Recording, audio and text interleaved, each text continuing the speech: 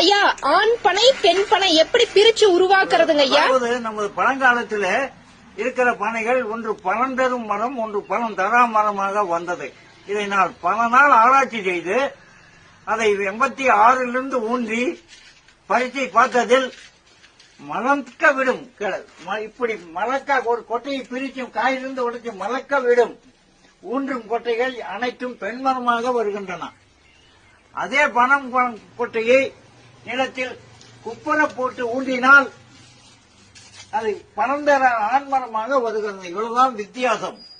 இதை நாம் பனந்தரா மரத்தை அடியோடு நம்ம நாட்டில் அதில் எந்த பலனுமே இல்லை. ஒன்று பதநீர் கட்டலாம், அப்புறம் மற்றதெல்லாம் ஓலையும் விறகும் அது எல்லா பெண் மரத்திலும் கிடைக்கிறதே தான் கிடைக்கும்.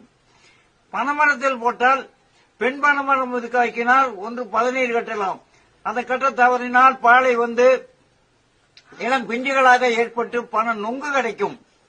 நொங்குக்கும் வெட்ட தவறிவிட்டால் பணம் பழம், அதில் பணம் பழத்தை அபிவிருத்தி செய்யலாம், மீண்டும் கிழங்குக்கும் போட்டு உபயோகப்படுத்தலாம். அதனால அனைத்து மக்களும் இந்த பெண்மனையை உருவாக்கி விட்டு நம்ம நாட்டில் பரந்தரா நிலை